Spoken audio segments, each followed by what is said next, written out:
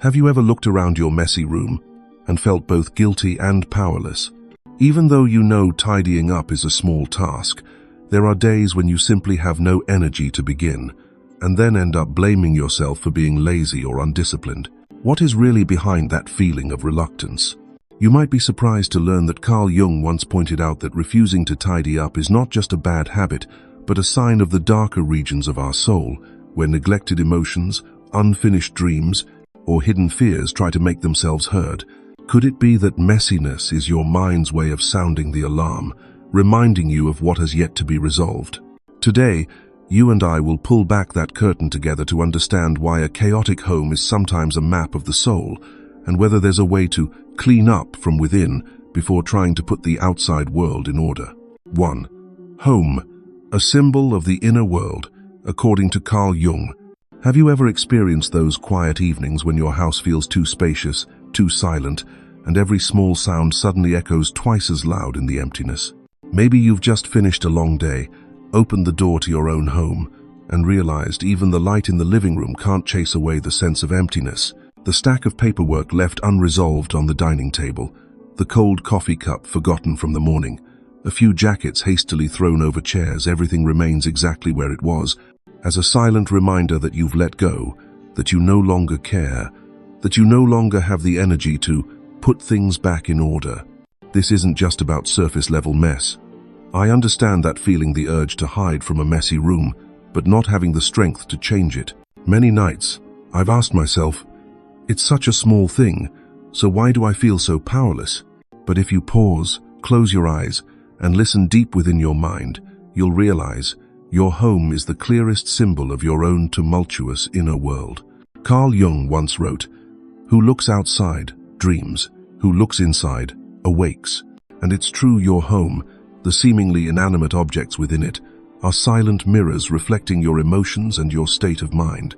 At age 45, 50, or 60, after setbacks and losses, do you see yourself living in a painting of your own psyche, displayed through the things in your living space? When life suddenly takes a turn after divorce, after children leave the nest, when your career stalls, or when friends drift away, the house that was once a safe haven suddenly turns into a prison cell for memories, disappointments, and a prolonged sense of loneliness. Think about those mornings when you wake up and look around your room, not knowing where to start. The bed is unmade, a few unfinished books, an old photo gathering dust on the shelf. Sometimes you blame yourself. If only I were tidier, maybe things would be different. But the truth is, your home doesn't just reflect habits. It is a metaphor for the deeper layers of your soul. Your home is an emotional map, a wordless diary recording every shift and stirring inside your heart. Jung believed that images, objects, and physical spaces are all symbols of our inner life. In his theory of archetypes, every living space, from the living room to the kitchen corner, from the painting on the wall to the rocking chair, represents a part of the self, an emotional archetype that you are carrying within. The psyche is a self-regulating system that maintains its balance only if it remains conscious of its dual nature. The home, with all its order and mess, light and shadow, noise and silence, is the truest reflection of the ongoing conversation between the conscious and the unconscious within you. There are days when I pass by the home office of my close friend Laura, 56, who just went through a late divorce after nearly 30 years of marriage. In the past, Laura was always proud of her neat and tidy house, so much so that friends would joke it looked like an interior design magazine ad. But since her husband left, Laura has stopped cleaning. Unopened boxes line the hallway, tablecloths are wrinkled, newspapers and books pile up everywhere. One evening over tea, Laura once confessed to me, her eyes brimming with tears, "I'm afraid to clean. If I finish, the house will be too empty, and I'll just feel even lonelier." Listening to Laura, I realized that for many people at this age, messiness isn't neglect, it's the trace of a life lived, where each item is a memory, a small hope that still remains. A messy home is a place where the past refuses to let go, and the present doesn't yet have the strength to build new values. Have you ever been like Laura, walking through each room and feeling your heart full of boxes of memories that you just can't bring yourself to unpack or sort out? Then there are people like legendary singer and songwriter Bill Withers, who walked away from the peak of his career to live a regular life after his mother passed away. Bill recalled that during those years, he almost lived in a chaotic apartment. "I didn't care about cleaning, just needed a small corner to compose. The rest, I left it as it was. Maybe I needed to live with the sadness, to remember my mother, to not forget who I am." His living space became a safe zone where Bill allowed himself to be vulnerable, to be messy, to rediscover himself after the upheaval. Bill's cluttered home was a storage room of emotions, a place where he returned to face his pain and transform it into music. Have you ever felt that even a small bit of mess in your home can make you feel lost in the forest of your own soul? In truth, we are all travelers on the journey of self-discovery, and our living spaces are the footprints. The emotional rest stops along the way. At every stage of life, whenever our inner world is in turmoil, our home will speak up, whether through silence, noise, or layers of dust covering once familiar objects. I remember once reading in Psychology Today about Evelyn, 61, who was formerly a financial advisor in Boston. After her husband passed away and her children grew up, Evelyn fell into a mild depression and neglected her home for months. Only when she began therapy did Evelyn dare to face her kitchen. She wiped down each cabinet, washed old cups, and burst into tears when she found a handwritten letter from her late husband. Evelyn realized that cleaning was not just about rearranging material things, but about naming the pain, the first step towards self-healing. And every one of us, no matter how strong, has those secret drawers in the soul, those dark places that need to be gently illuminated, little by little, through even the smallest of actions. Jung once wrote, "Your visions will become clear only when you can look into your own heart. Who looks outside dreams, who looks inside awakes." IF. Have you ever tried asking yourself, if your home today were a mirror reflecting your soul, what would you see? Is that mess, that clutter, a hidden message that you are tired, struggling, or perhaps a gentle reminder to pause, breathe deeply, and accept even the imperfect parts within yourself? There is a simple solution I still practice and have recommended to friends, that is this: don't start cleaning with the idea that you have to finish everything at once. Try choosing the smallest area, like a single drawer, or just your bedside table. While you are sorting, ask yourself, what does this item remind me of? Why am I keeping it? Is it out of love, or because I'm afraid to let go? That is an exercise in stepping into your inner shadow, gently illuminating those hidden memories. You can also try having a conversation with your home, as you would with a close friend. Ask yourself questions like, why do I feel tired when I walk into this room? Am I hiding any sadness in the closet, the kitchen drawer, or under the table? Don't pressure yourself to be perfectly tidy right away. Allow your home to be messy. Allow yourself to truly feel your emotions. That is the beginning of the healing process. In the end, your home is not just a place to live. It is the land of your soul, a space where you have the right to choose authenticity, to face yourself, to transform, and to love yourself, even if it's just by gently rearranging a small corner, lighting a candle, or simply sitting still, listening to your heart echo between four familiar walls. If you feel exhausted, remember, home is where you start over, not with perfection but with acceptance and the courage to look within. One does not become enlightened by imagining figures of light, but by making the darkness conscious. Carl Jung. And who knows, after every time you quietly tidy up, or even just sit still in a messy room, you might have already begun to illuminate your own inner space. 2. Messiness, a sign of the shadow being rejected. Have you ever woken up on a Sunday morning, sunlight streaming into your room, but your mind still feels heavy, unable to bring yourself to leave the blanket? I'm guessing you have, just like I have and millions of others living in this modern society. Looking around, everything in the living room seems to mirror your chaotic inner world.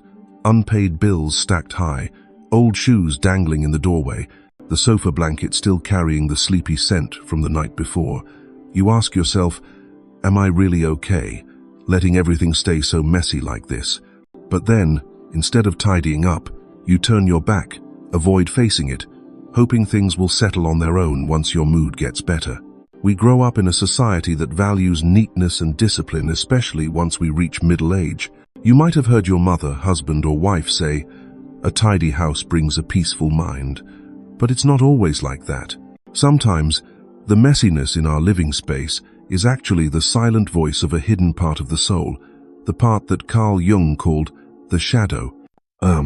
Jung defined the shadow as the dark region within each person, the place where we store emotions, instincts, or fragments of life that we don't want or dare to admit. It could be anger, anxiety, shame, or simply the fear of not being acknowledged. In his book Aeon, Researches into the Phenomenology of the Self, he wrote, "The shadow is a moral problem that challenges the whole ego, personality, for no one can become conscious of the shadow without considerable moral effort. To become conscious of it involves recognizing the dark aspects of the personality as present and real. Just imagine this. The messiness in your room is sometimes the shadow knocking at your door, inviting you to take another look at yourself. It's when you let unwashed clothes pile up in the hamper, not because you're lazy, but because every time you open the closet, it reminds you of failures, like a job interview that didn't go well or an unresolved argument. You know you should tidy up, but you hesitate. The feeling of powerlessness, of letting go, gradually takes over your willpower. You want to regain control, but you're also afraid to face yourself. One afternoon, I met up with David, an old classmate who is now a freelance artist in Seattle, 59 years old, who has been through 2 divorces and a long period of depression. David invited me into his house, and as he opened the door, he chuckled, "Don't be surprised, I'm systematically messy." His studio was scattered with brushes, oil paints, unfinished canvases stacked on top of each other, and even the sofa had no room to sit. I joked, "Why don't you tidy up a bit?" David shrugged. "At my emptiest, I don't want to do anything, not clean the house, not clean my heart. But it's only when I leave things as they are that I can really face myself. Messiness is my way of not denying that I'm not okay. When I am okay, the house naturally gets cleaner again." 1. David's story is typical for many people in modern society, those who have been through a lot, but sometimes still fall into a state of helplessness with themselves. Behind the dust and the mess isn't just laziness, but also a self-protective instinct, avoiding negative emotions, not wanting to force themselves into society's molds. Research by Dr. Randy Frost, Smith College, 2009, on hoarding disorder, shows that most people who have the habit of hoarding, holding on to clutter, do so not because of material value, but because it's their way of holding on to unresolved emotions, especially pain after loss or major life changes. On the other hand, there are people who actually feel comfortable in their own mess. I once had the chance to talk with Brenda, a single mother in Texas who had just retired at 62. Brenda lives in a small, colorful house, every corner marked by life. Papers, letters from her children, unfinished knitting, self-painted wall art. "I know others would call this messy, but I'm okay with it," Brenda smiled gently. "These things are like layers of memories, some happy, some sad, some parts I don't want anyone to know, but I keep them because I know who I am, and I'm no longer afraid to live with my own shadow." Have you ever thought that maybe your messy room is actually an emotional map you haven't been able to name yet? Maybe you're holding on to old letters, faded photos, or just a worn-out shirt from when your children were still at home. All of it is memory. It's part of the shadow you're not ready to let go of. When society tells you, just clean up, reinvent yourself, maybe all you really need is a little more time to understand your own shadow, not to rush to sweep away every trace. Jung once said, "Until you make the unconscious conscious, it will direct your life, and you will call it fate." If we keep pushing the shadow into the dark, refusing to listen to our real voice, eventually it will reveal itself in our daily actions. Procrastination, avoidance, helplessness, or even anger at ourselves and those around us. Not cleaning your house becomes a silent message, a sign for us to pause, listen, and ask, what feelings am I suppressing? What am I trying to hide from myself? So how do we transform it? First, start with acceptance, not just accepting the mess, but accepting that it's part of who you are right now. Don't rush to blame yourself or force yourself to be perfect right away. Try spending one evening, just one, sitting down with your shadow, write out the emotions you're feeling, maybe even talk to yourself. "I know I'm sad, I feel powerless, and I'm not running away from that anymore." When you're ready, Choose a small corner, the simplest task: fold a shirt, stack the books on your table, or throw away an old item. Don't do it because you feel pressured to be tidy, but do it as a ritual of connecting with your inner self, as a way of sending a signal to your shadow that you are willing to acknowledge and love that darker part. You may be surprised. Every small action is a step forward. Every cleaned up corner of your home is a new patch of light in your soul. This journey doesn't have to be rushed. You can sit in the middle of your messy room, close your eyes, and take a deep breath. Try asking yourself, is there something I haven't dared to say, haven't dared to face?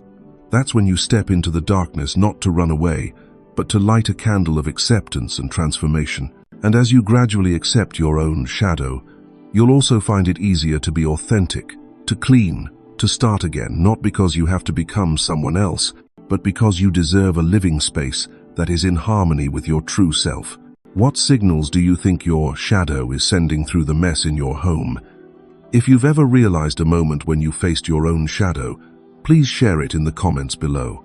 Your story might help someone else understand themselves more deeply. 3. Individuation, the key to reconciling with yourself. How many times have you sat on the edge of your bed, looked around your room, and felt overwhelmed? There were evenings when I, too, sat quietly under the soft yellow light, surrounded by scattered belongings, feeling as if everything reflected the turmoil inside. Even after all the ups and downs, after trying hard to be the one in control, I still found myself powerless when it came to one small thing: tidying up my living space. And as night fell, the gentle reproaches echoed in my mind like sighs. Why am I still not good enough?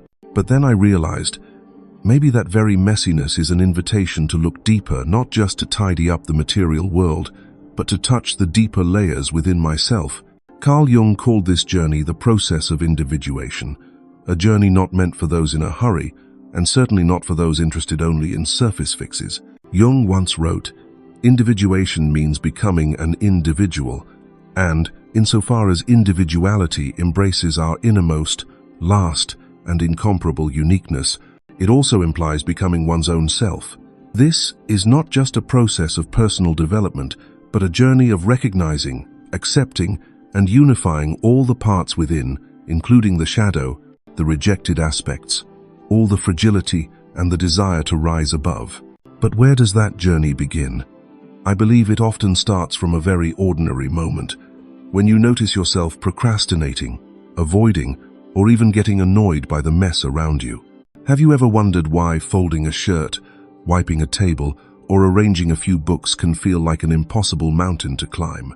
Maybe you think you lack discipline or have gone downhill after big life changes, but pause for a moment, try changing the question. Instead of, "Why am I lazy?"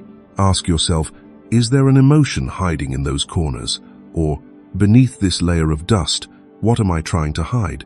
The journey of individuation that Jung emphasized does not begin with reproach, but with observation, a gentle and non-judgmental observation. You can start with the smallest moments of your day. When you open your closet, how do you feel? Is there a shirt that always reminds you of a sad memory? Is there an item you keep only because you're afraid to let go of a part of your past? Physical messiness is often a map that leads to regions of memory and emotions that have never been named. I recall the story of my friend Anna, 54, a retired teacher. After her daughter moved away for work, Anna sank into a long-lasting feeling of emptiness.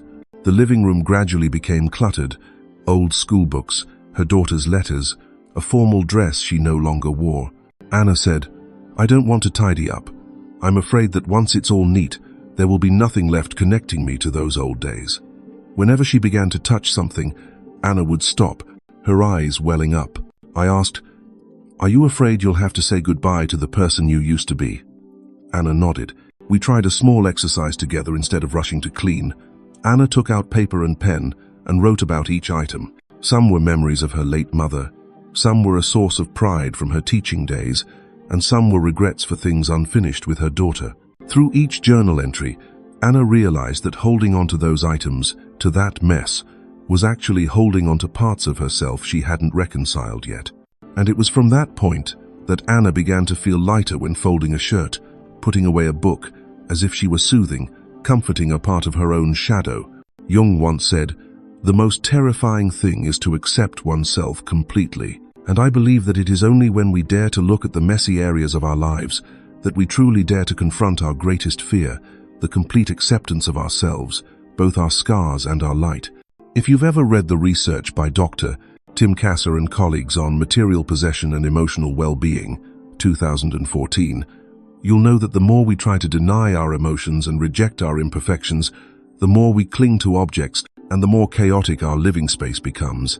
But if we start to talk to ourselves, gently asking, "Why am I procrastinating? Is there something I'm not ready to face?"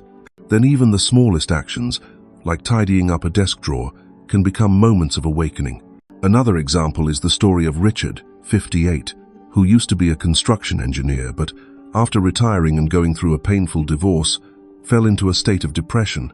Richard shared that every time he sat in his living room, he no longer felt like the master of his own life.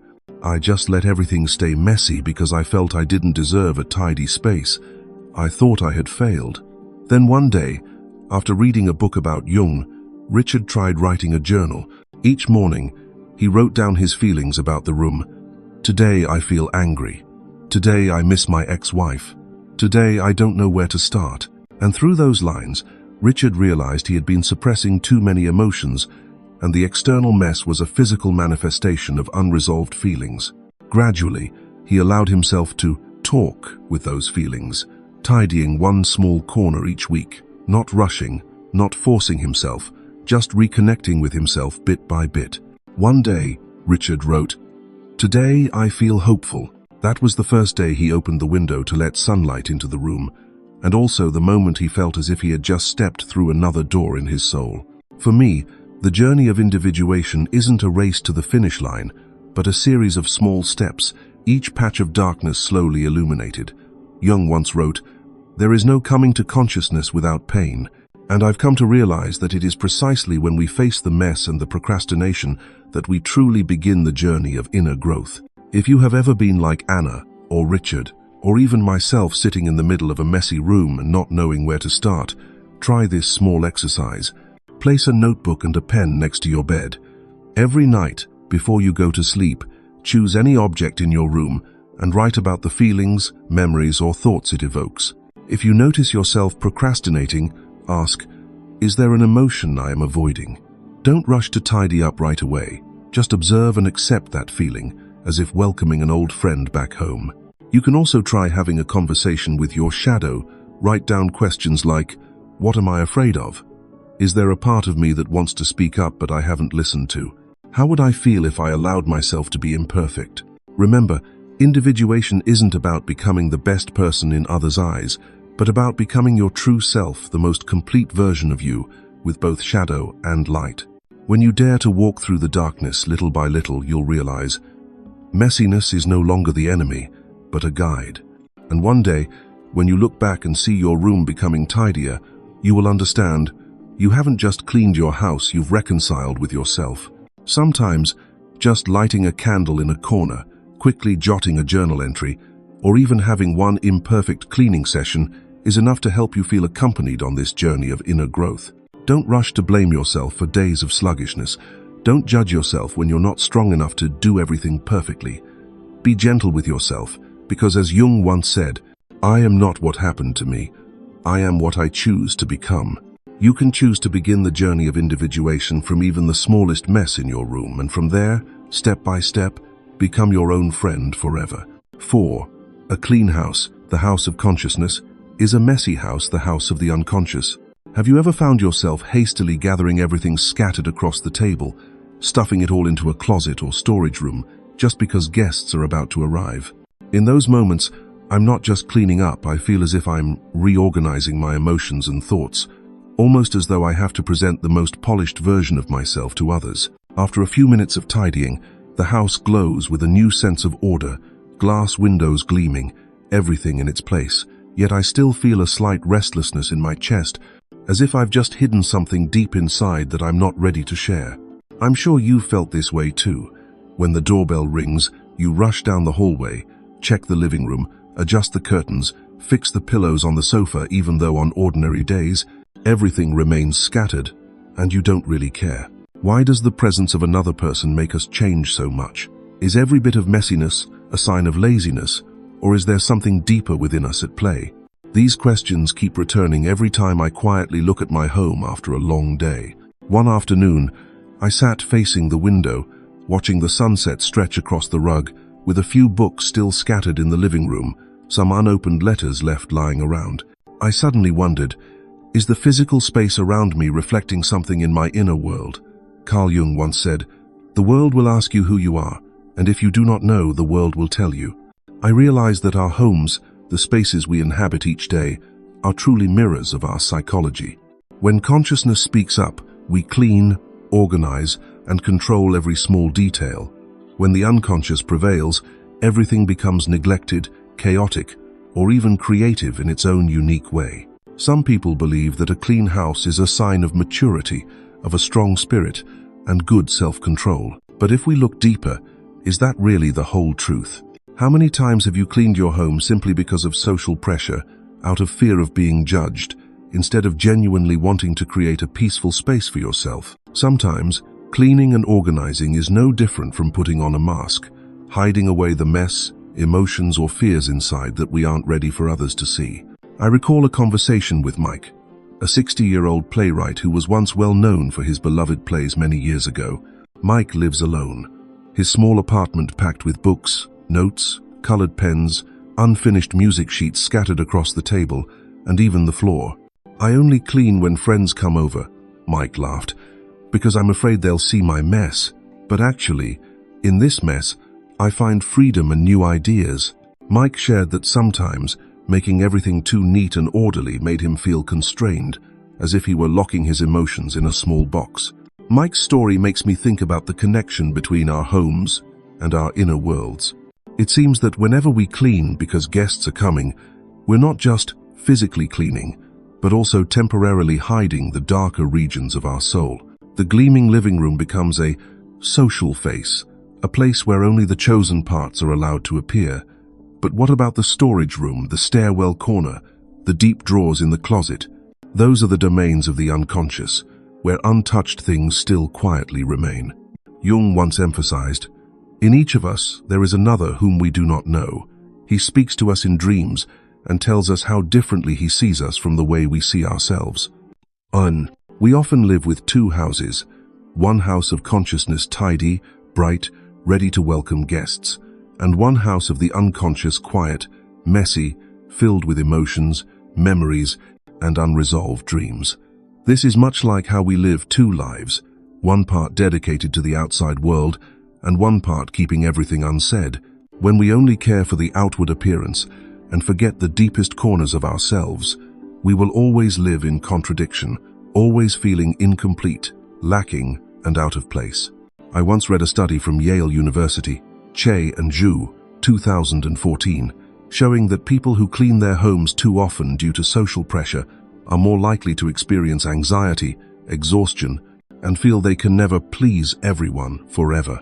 On the other hand, those who know how to balance order with a bit of messiness tend to have higher life satisfaction, are more creative, and have a greater capacity for deep self-connection. So is all messiness bad? Ask yourself, are there days when you truly feel free as your room grows a little untidy, as if you're finally able to breathe after many days of trying to keep everything under control? Perhaps that's when you allow your mind to rest, your emotions to quietly drift by without forcing yourself into any mold.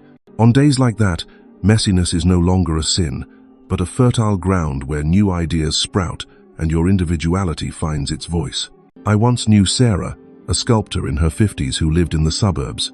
Sarah's house always felt like an art studio, her work table scattered with clay, her bedroom walls covered in unfinished sketches, the balcony piled with incomplete sculptures. Sarah laughed and said, "A lot of people say I'm messy, but if I had to keep everything too tidy, I wouldn't create any art at all. I feel most alive, most like myself, when my home is a little bit messy." Sarah's story is proof that sometimes the unconscious needs an open, uncontrolled space to create and be reborn. So how do we find harmony between order and chaos? Jung once reminded us, "The greatest and most important problems of life are all fundamentally insolvable. They can never be solved but only outgrown." Perhaps instead of trying to turn your home into a perfect version for others to see, you should listen to your real feelings each time you tidy up or leave things messy. Ask yourself, who am I cleaning for and why? Is it just to hide the shadow, the sadness, disappointment, or fear so no one can see? Or do you truly want to refresh your living space so you yourself can feel at peace? If you realize you only clean when guests are coming, try cleaning for yourself just once. Clean so you can live in a space that makes you feel light, creative, happy, not just to show off for someone else. And if you find you're messy because it gives you a sense of freedom, remember to balance, keep a bit of order for peace, and leave a small corner for the messiness that nourishes creativity. You can also try a simple exercise. Choose a room or a favorite spot in your house. For 1 week, observe your emotions every time you enter it, when it's tidy and when it's messy. Write down your feelings and notice when you truly feel like yourself and when you feel restricted or anxious. Don't worry about being right or wrong. Just be honest with yourself about what gives you peace and what makes you tired.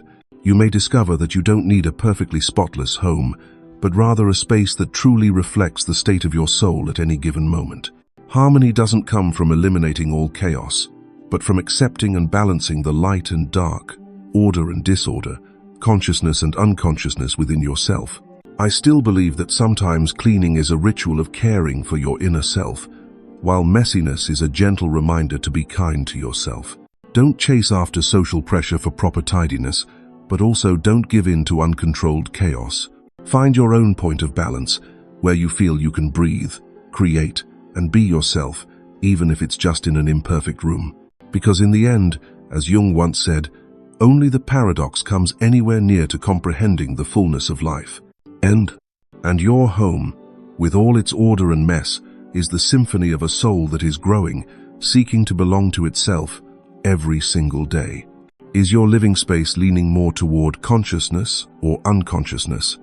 And how do you feel the difference in your own life? Leave a comment to share your perspective.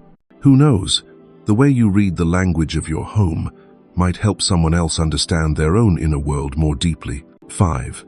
Messiness. A free space for the creative mind. On a weekend afternoon, I returned home after having coffee with an old friend.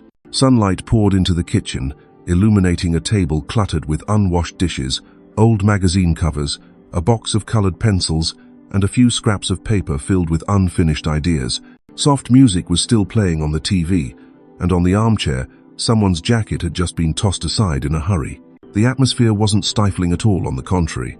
I felt the house was truly alive, as if someone were drawing new lines into it every day. I suddenly thought, many people would want to tidy up right away, putting everything in its proper place. But why do I feel more comfortable, even more inspired, when things are a little messy like this? If anyone asked me why, I'd probably say, in this chaos, my mind feels unleashed from its old limits, free to pick up unexpected connections, free to experiment without fear of mistakes. It's as if every item on the table is a puzzle piece for a new idea, every bit of mess a door opening into a private world of creativity. When I live too rigidly, I feel smaller, stiff, but when the house breathes a little, all my senses seem awakened, and every thought seems to shine brighter. I remember a conversation with Linda, an old friend of mine, a 8-year-old painter living in a small lakeside town. Linda often joked that her studio was an organized chaos. Clothes, palettes, brushes, and unfolded sheet music were scattered on the table, the floor, and even the sofa. There were days I tried to tidy everything up, hoping I'd feel more mature, more in control of my life. But I just sat there, mind blank, unable to paint anything, Linda said. Once I let things go back to their familiar chaos, ideas rushed back in. I realized messiness allows me to feel free and unafraid of making mistakes. If you've ever walked into a photographer's studio, a scientist's workspace, or just the reading nook of an old friend passionate about literature, you'll see messiness often goes hand in hand with creativity. It's not carelessness, but evidence of a mind in motion, searching for meaning, constantly connecting things that once seemed unrelated. Carl Jung once wrote, "In all chaos there is a cosmos, in all disorder, a secret order." Looking at the unsorted pile of papers, at the messy bookshelf, You can see a whole stream of ideas and emotions flowing beneath the surface. Jung always emphasized that the process of creativity and psychological transformation never follows a straight line or the logical order that consciousness desires. Instead, it arises from the unconscious, where all images, memories, feelings, and associations are free to meet, clash, and connect in unexpected ways. While consciousness always craves control, the unconscious loves to play, to shake things up, to break every rigid mold, and from that comes what is new, unique, and most authentic. There are days when I sit in the living room, looking around at half-opened books, idea sketches, piles of old newspapers, a guitar someone left behind, and even a coffee cup whose origin I can't remember. I used to feel guilty, telling myself to clean up quickly, to be tidy in order to be mature. But after years of observing myself, I realized, when my space is too neat, too spotless, I easily find myself frozen emotionally. Absolute order sometimes feels like a cold glass wall, shutting down the natural flow of the mind. But messiness, within a certain limit, is like a breeze blowing through the curtains, letting me catch the scent of new ideas. Have you ever noticed that in moments of confusion and disorder, you come up with an interesting idea, find a solution to a problem, or experience your deepest feelings? When your room is a little chaotic, you allow yourself to step out of the role of controller, as if the unconscious is finally given a chance to lead the way, letting your mind wander, experiment, and create without fear of judgment. A study by Kathleen Vose and colleagues, published in Psychological Science, 2013, showed that people working in messy environments often come up with more creative ideas and breakthrough solutions than those who always sit in a tidy room. The research team concluded that messiness frees people from set patterns, creating conditions for innovative thinking and free expression. In other words, a bit of disorder is truly a fertile environment for creative potential to grow. Linda's example is one, but I also can't forget the time I visited Mr. James, my elderly neighbor who loved building model ships. He was over 65, living alone after his wife passed away, and he spent most of his time in the basement, where the tables were covered with sawdust, hand-drawn blueprints, and scattered tools. I know it looks a bit messy, but every time I tidy everything up, I lose the joy. It's when everything is messy that my mind feels free to tinker, to invent new details for my models. I think chaos is where I meet my younger self again, he told me. To outsiders, it might look like an untidy basement, but to James, it was a creative studio, a laboratory for the soul. I've often asked myself, why do we always feel guilty and blame ourselves whenever our rooms, desks, or kitchens are messy? Has society unintentionally labeled chaos as something negative, forgetting that behind it could be a whole garden of ideas, a free space for the soul? Jung once wrote, "The creative mind plays with the object it loves." Notice how children are at their most creative when allowed to be messy and playful. Inventors, artists, and writers are the same. They need a free zone, a rugged terrain for their minds to wander, to diverge, to explore. In those moments, all messiness is no longer a fault, but the birthplace of new things, unexpected connections, and personal truths. I don't deny that extreme messiness can lead to stress and a sense of losing control, especially when it reflects psychological turmoil. But the important thing is to distinguish what is messiness born from resignation and helplessness, and what is messiness from creativity, experimentation, and growth. Sometimes, let yourself have a bit of safe chaos, that is the place where you are free to be yourself, to play with ideas, to slip on the little stains, and rise higher within your own inner world. If you feel guilty sitting in an untidy workspace, try a simple exercise. Ask yourself, what ideas are hidden in this messy corner? Instead of cleaning up right away, spend 5 minutes just observing, jotting down any thoughts, associations, or feelings that arise as you look at the objects in that space. You can even let one small corner remain untouched in your room, turning it into a creative corner, a place where all experiments, failures, and successes are welcomed. When you feel you've gathered enough ideas, or when the chaos starts turning into pressure, clean up gently, as a ritual to close one cycle and prepare for the next round of creativity. One day, you'll realize, chaos and order are companions. Order helps you find peace, protecting your core values. Chaos helps you expand boundaries, break old patterns, and unlock unknown potential. When you learn to listen to and respect your own creative needs, you'll stop feeling guilty, stop chasing after those cleanliness standards imposed by society, and feel more at ease in your private domain. Jung also wrote, "Without this playing with fantasy, no creative work has ever yet come to birth. The debt we owe to the play of imagination is incalculable. Let your mind play with messiness. Don't be afraid to experiment, make mistakes, or break old habits. It's exactly in those moments when things seem out of control that you may hear the true voice of your soul, discovering what you really want, who you really are. And who knows, in the midst of an untidy room, you might see life's meaning shine brightest like a sprout pushing up after rain, asking permission from no one. Because creativity isn't the privilege of artists, inventors, or writers, but is the right to be yourself, to search, stumble, and rise again, even among the tangles yet to be sorted out. If anyone asks, "Why don't you clean up?" you can smile and say, "Because I'm leaving room for new things to grow inside me." And when you dare to embrace chaos, to listen to the call of creativity within, you'll find you've lit up an inner room you'd long forgotten. 6. The sense of control and freedom. Cleaning as an act of personal power. There are days when I stand in the middle of my living room, looking around and exhaling in relief, because nothing is as tidy as it would be in a magazine. A blanket is still draped over the chair, my child's school bag tossed onto the table, a birthday card from months ago stuck among a pile of old newspapers. At first, I feel uneasy. It's as if every house holds a whisper. Tidy up, keep it clean. What will others think of you if they visit?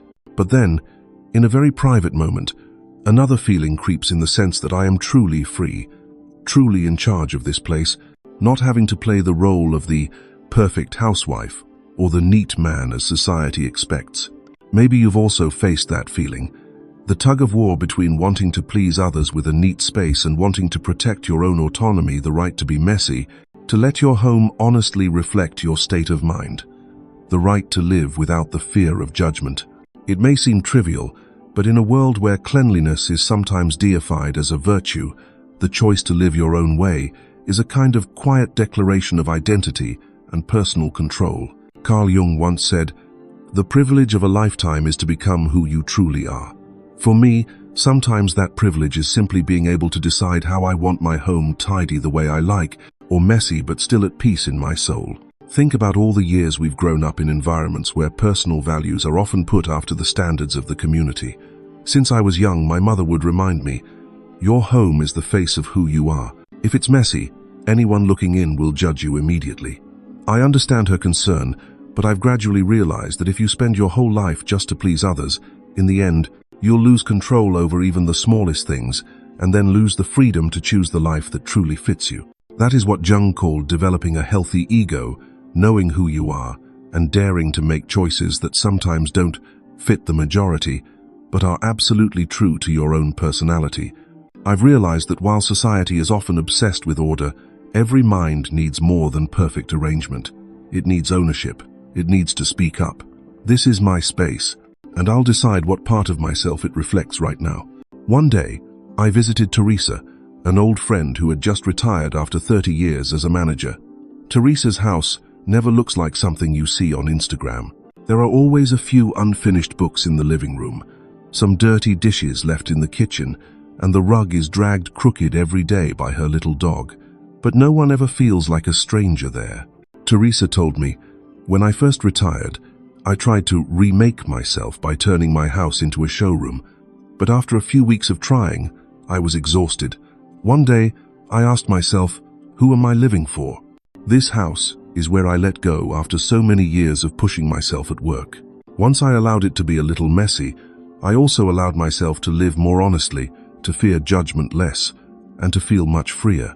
One afternoon, Teresa shared openly with her daughter, "If you need a spotless room to feel safe, I'll help you clean up your own space, but I'm going to keep a little mess in the living room for myself, because that's where I really feel like the owner." When she told me that story, Teresa's eyes sparkled, without a hint of shame. She had chosen control, chosen freedom, chosen the lifestyle that fit her truest self. I think about the invisible pressures from the outside family, friends, those perfect images in the media constantly reminding us to be proper, not just in our homes, but in our emotions, thoughts, and ways of living. But the more you chase perfection, the easier it is to lose your sense of ownership over your own life, forgetting that personal freedom isn't something grand, it's the ability to make choices, to dare to live, and to take responsibility for those choices. Jung once emphasized, freedom stretches only as far as the limits of our consciousness. When you don't realize you're being influenced by collective standards, it's easy to confuse true freedom with simply following along with others. And cleaning up or not cleaning up is a prime example.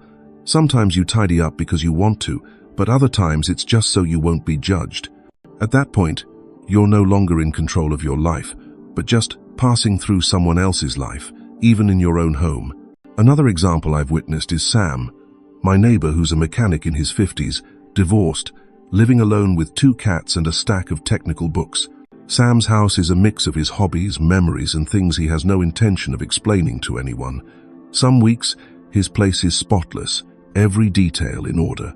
Other weeks, books, mechanical parts, and snacks are scattered all over the kitchen table, floor, even the balcony. I once asked, "Sam, aren't you worried people will say you're messy if they visit?" Sam laughed. "After years of pleasing others, I've had enough. Now how my house looks is up to me. When I want peace, I tidy up. When I want to be creative, I let it be messy. And I'm fine with both versions of myself." What impresses me is not the level of tidiness or messiness in Sam's house, but the confident look in his eyes, the sense of peace he exudes when he talks about that little bit of control. He doesn't try to be the perfect man in the eyes of his neighbors. He doesn't judge himself, and he no longer chases any invisible expectations. He has carved out a small zone of freedom in his daily life, something many people go through middle age without ever daring to claim for themselves. So what's the solution? I believe the first step is to learn to be honest with yourself. Are you cleaning because you want to, or because you're afraid of being judged? Do you keep your home the way it is because it truly brings you peace, or is it just a negative reaction to outside pressure? Would you dare to try 1 week not cleaning at all, just observing your feelings, and then another week cleaning up one small area at a time, noticing how your spirit and mood change? You might start with a small declaration, "I will decide for myself." Maybe that means tidying up by your own rules, keeping a small messy corner, or choosing a time to turn off everyone else's opinions and really listen to what you want. If you feel exhausted from always trying to meet outside standards, remember that the greatest freedom is daring to choose what truly fits you and living honestly with that choice. If you've ever sat in a messy room, hearing criticism somewhere, even if only in your own head, remind yourself, you don't owe anyone an explanation for how you live in your own home. Don't see an untidy house as a mistake to be atoned for, but as part of the journey to ownership, taking small steps back to your true self. You can also try writing a personal space manifesto, just for yourself, about your right to control your home, about the lifestyle you want to protect. Read it whenever you feel hesitant, or when someone shakes your resolve. And remember, cleaning isn't just about wiping away dust. It's about rearranging your mind, resetting your values, keeping what matters, and letting go of pressures that don't belong to you. Jung once reminded us, "You are what you do, not what you say you'll do." Every small action in your living space is a piece of your personal freedom, whether that's tidying a table or intentionally leaving a little messy corner just for yourself. After all, you don't have to live to please anyone except yourself. Dare to claim that control, to freely express yourself in every corner of your home, with every breath, through each passing day. That is your privilege, your strength, your journey of becoming a self that loves and respects itself beyond all the outside standards. What do you think about cleaning or not cleaning as an act of personal freedom? Has it ever changed the way you see yourself? Share your story or insights in the comments below. Who knows, your experience might help someone else find their own true voice. 7. Choosing to clean or not, a non-verbal form of communication with loved ones and society. There are evenings when you come home, carrying a few grocery bags, open the door and catch the lingering scent of lunch, the sound of the TV drifting from the living room, a coat draped over the back of a chair, a few books splayed open across the table. Everything in the house seems to be whispering something you can't quite name. Sometimes you feel at ease with this sense of letting go, but there are also moments when the very same scene tugs at your heart, like a reminder of loneliness, longing, or the sense of being left behind in the rush of life. And then, amid all those swirling thoughts, you wonder, am I the only one who feels this way? Do the people I live with, family, friends, pick up on what I'm trying to say through my living space? I've been there too. Some days I clean not because I want things spotless, but because I want others to see that I'm okay, that I'm in control. On other days, I leave the kitchen a mess, the desk cluttered, not because I'm busy, but because I want to send a silent signal.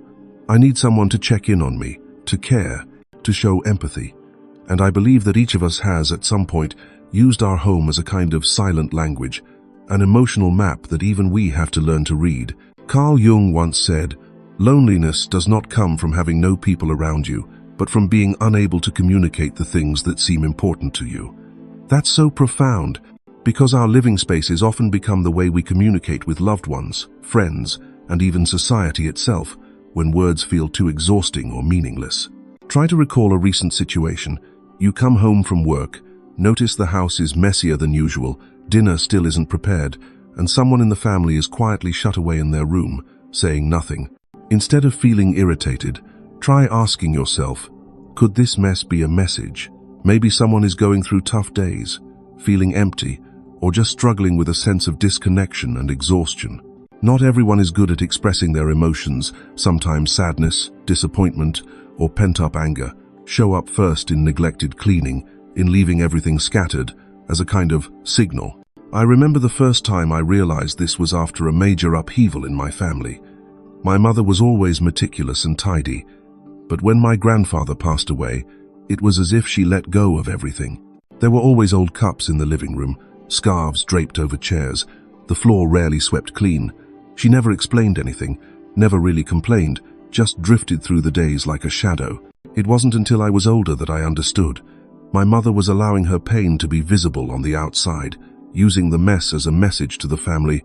I am hurting, please be here with me more. Only as she gradually found peace again did the living space become tidy, as if something inside her had healed a little more.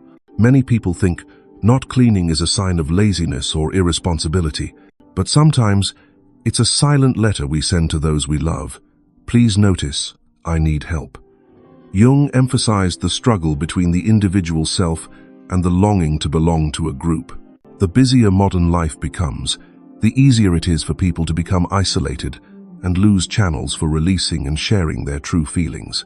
When words fail, small acts like whether we clean or not become a second language, both invisible and deeply heartfelt. I once had a friend named Mark, in his 50s, living alone after his children grew up and moved out. Every time I visited, the atmosphere in Mark's house was different. Some days, everything was spotless and tidy, with the smell of freshly baked bread wafting through the kitchen. Other days, the living room was filled with papers, the kitchen was messy, and Mark would just sit quietly by the window. One time I asked, "You seem a bit different these days. Things are a bit messier than usual. Is something going on?" Mark gave a sad smile. "Maybe I'm trying to remind myself that I need a friend, but I don't know how to say it. My home is my bulletin board right now." Science also shows that the state of our living space can both reflect and influence our emotions and our relationships with those around us. A study from Princeton University, McMains and Kastner, 2011, found that when people live in a cluttered space, the brain becomes easily overloaded, leading to feelings of loneliness and behaviors like avoidance, withdrawal, or negative reactions toward loved ones. On the other hand, when the space is reorganized, even if it's just a small corner, a sense of connection, safety, and empathy can be rekindled. One rainy afternoon, I sat on the floor with my older sister, surrounded by piles of clothes, old toys, and paperwork that hadn't been dealt with. We were silent for a long while. Then she softly said, "Maybe I've been quiet for too long, always using the house to speak instead of words. Don't you notice, every time I'm sad, everything gets messy?" That sentence startled me. Sometimes, we don't even realize that we're communicating with our loved ones through the most ordinary signals: a cluttered desk, an unmade bed, a kitchen full of dishes that haven't been washed.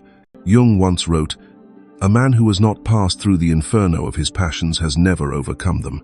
Perhaps cleaning up or not cleaning up is also part of the process of walking through your own hell, a way for you and your loved ones to recognize pain, brokenness, or simply those days when you need to be loved a little more. But it is not just a call for help. Messiness can also be a form of rebellion, a message that says, "Let me be myself," especially for adults who have gone through too many expectations and pressures to please others. Holding on to a bit of private clutter is a way to assert one's identity, to protect a small zone of freedom amid the noise of life. I once heard Martha, an artist in her 60s, confide, "All my life I listened to my husband, my children, to society telling me I had to be clean and tidy. But when I retired, I kept a few corners of the house just for myself. Where I choose not to clean, nobody is allowed to touch. That's my truest self, a small declaration. I deserve a little space of my own." She smiled, her eyes very calm, and I suddenly understood. Nonverbal communication is not always a cry for help. Sometimes it is a declaration of the right to live authentically. So, within a family or community, how should we interpret these signals? Don't rush to blame or judge someone just because they are lazy about cleaning up. Learn to observe, to listen, and to ask with genuine care. Things seem a little messier lately. Are you okay? Is there something bothering you or making you tired? Is there something you haven't been able to say, but want me to listen to? Loved ones and friends can also practice this non-verbal language through small acts, helping each other tidy up when they sense signs of exhaustion, rearranging a corner of the house together as a healing ritual, or simply sitting down together in an untidy room, talking and understanding one another. You can also practice listening to yourself through small daily actions. When you find you don't want to clean, ask yourself, "How am I feeling? Am I trying to send some kind of signal?" Write down things you don't feel comfortable saying out loud, or text a loved one to share when you feel overwhelmed. Sometimes, ask for help with cleaning as a way of reaching out, instead of carrying the burden alone. Jung once reminded us, "The meeting of two personalities is like the contact of two chemical substances. If there is any reaction, both are transformed." Communication, whether through words or through our living spaces, holds the power to transform our souls, to help us touch our pain, heal, and grow with every interaction. Ultimately, remember, whether you clean or not, whether your space is messy or neat, it's all communication, all efforts to seek connection, empathy, and belonging, be it with family, friends, or simply with yourself. Don't dismiss these silent signals. Behind every pile of unsorted things, every room not yet tidied, is a story, a silent message that sometimes only needs a deep enough look, a warm enough embrace, to be understood and accompanied. You can start with a simple question, a moment spent tidying up together, or a genuine act of listening so that every home, whether tidy or messy, becomes a space of love, healing, and the ongoing growth of every member. You see, after all, not liking to clean your house is no longer simply about laziness or a lack of discipline. It's a signal, a quiet message from your inner world, reminding you to pause and listen to yourself. You can choose to let things remain scattered, or start tidying up a little corner at a time, like someone quietly gazing into a mirror, looking at their own reflection in the gentle afternoon light. This journey isn't about pleasing anyone else, but about realizing that you alone get to decide the shape and spirit of your home from the outside, all the way into the depths of your soul. Every time you clean up, or simply choose to breathe alongside your mess, you are actively stepping out of the darkness and lighting up your own private room. I hope you keep this conversation with yourself, and if something in this topic resonated with you, please share it so the journey can be spread further. Who knows, maybe what you've just started is the door opening into a brand new forest within your own soul. Hit subscribe and turn on notifications today so we can keep exploring this fascinating world of psychology together.